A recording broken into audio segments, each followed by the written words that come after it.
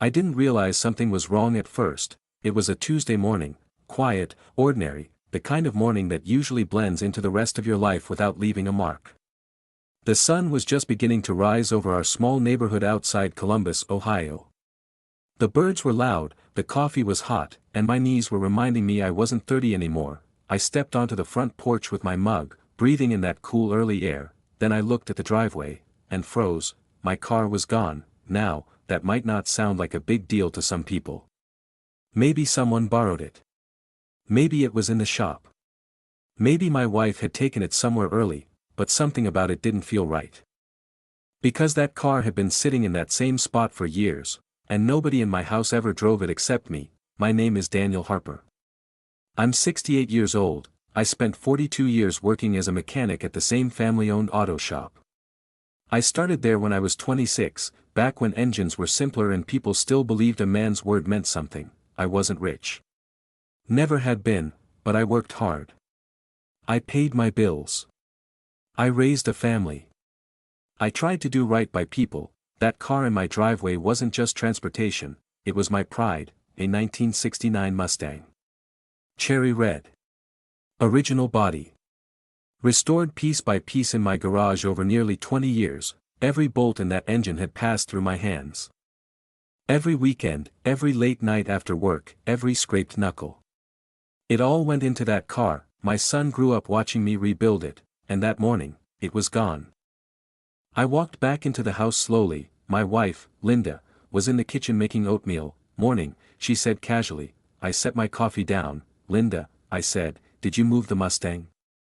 She looked up. The red one. I blinked. Yes. The red one. No, she said. Why? It's gone. She frowned slightly. Well. Maybe Jason took it. I stared at her. My car. She shrugged lightly. He mentioned something about needing a vehicle yesterday. That was the first moment my stomach tightened. Jason was our only son, 34 years old, and if I'm being honest, life had been complicated with him. Jason wasn't a bad kid growing up, but somewhere along the line, things changed. He bounced from job to job, always chasing some new opportunity. Always one paycheck away from the next big plan: real estate, crypto, online businesses. Most of them lasted about 6 months. He moved back into our house 2 years ago after his last apartment lease fell apart. I didn't mind helping him. A father helps his son, but respect. Well, that had been slipping lately. Still, taking my car without asking, that felt different. I pulled out my phone and called him. It rang 3 times before he answered. Hey, Dad. His voice sounded distracted. Jason, I said calmly. Did you take my Mustang? A pause. Yeah. My fingers tightened around the phone. You took it. Yeah, just for a bit. For what? Another pause, then he said the words that made my chest go cold. I sold it. For a moment, I thought I'd misheard him. You what? I sold it, he repeated quickly. Dad, relax, okay? It's not a big deal. Not a big deal. I felt like the floor had shifted beneath me. You sold my car. Yeah, but listen, this guy was offering great money. Way more than it's worth. That car is worth exactly what I say it's worth, I said quietly. Jason sighed. Dad, you weren't even driving it much. That's not the point. You're retired. You don't need a sports car sitting around. My hand trembled slightly. Jason, I said slowly, you sold something that doesn't belong to you.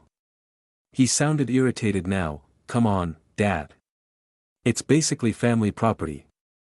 Family property, 42 years of work, 20 years restoring that car, and he called it family property. How much? I asked. 25 grand. My heart dropped. That car was worth at least 50, maybe more to the right collector, but that wasn't even the worst part. Where is it? I asked. Guy picked it up yesterday. You let him take it. Dad, relax. I needed the money. For what? Another pause, then he said something that made my chest burn. Business investment. I ended the call without another word. Linda was watching me from across the kitchen. What happened? She asked carefully. I sat down slowly at the table. Jason sold the Mustang. Her spoon stopped mid-air. He what? He sold it. Without asking you? I shook my head. Linda stared at the table. Well. Maybe we should talk to him calmly. Calmly, that word echoed in my mind, and I realized something in that moment. This wasn't just about the car, this was about something much deeper, respect, and somehow. Somewhere. I had allowed my own son to forget it. Jason came home that evening around 6, he walked into the house like nothing had happened. Keys jingling. Phone in hand. Hey, he said casually. I was sitting in the living room waiting. Sit down, I said. He hesitated. Dad, can we not make this a huge thing? Sit. He sat across from me, leaning back like a teenager forced into a lecture. Where is the money? I asked. He rubbed his neck. Some of it's already invested. How much? About 15. I blinked slowly. You spent $15,000 in one day. It's an opportunity, he said quickly. Dad, you don't understand how these things work. I understand theft. His face hardened. It wasn't theft. You sold my property. You weren't using it. That's not your decision to make. Jason leaned forward. Look, Dad, you're acting like this is some huge betrayal. I'm trying to build something here. With my car. It's for the future. My future involved that car still being in my driveway. Linda stepped in then. Let's all calm down. Jason sighed dramatically. Mom gets it. No, she said softly. I don't. The room went quiet, for the first time. Jason looked uncertain. Jason, she said gently, that car meant everything to your father. He shrugged. Well. It's just a car. And that was the moment something inside me finally shifted, not anger, clarity. That night, after everyone went to bed, I sat at the kitchen table alone. I looked through old photos on my phone. There was one of Jason at 8 years old sitting behind the Mustang's wheel, grinning ear to ear. Back then he used to say, Dad, when I grow up I'm gonna drive this car. I smiled sadly at the memory. Funny how time changes things. He didn't want to drive it, he wanted to sell it, but Jason had made one very big mistake. He assumed I was powerless, and that assumption was about to cost him. The next morning, I called an old friend. Mike Reynolds. Mike had been buying and selling classic cars for 30 years. If anyone could find my Mustang, it was him. Daniel? He said when he answered. Haven't heard from you in ages. Mike, I said. I need a favor. I told him everything. There was a long silence on the other end, then Mike let out a low whistle. Your own son? Yeah. Do you have the buyer's information? No. Well, Mike said slowly, let's start digging. 2 days later, Mike called me back. Found it. My heart pounded. Where? A collector outside Dayton. Is the car still there? Yep. Just delivered yesterday. Is he planning to keep it? Mike chuckled. He's planning to flip it. Of course he was. How much did he pay? 25. And what's he asking? 52. I closed my eyes. That was exactly what the car was worth. Can we buy it back? I asked. Mike hesitated. Probably. How much?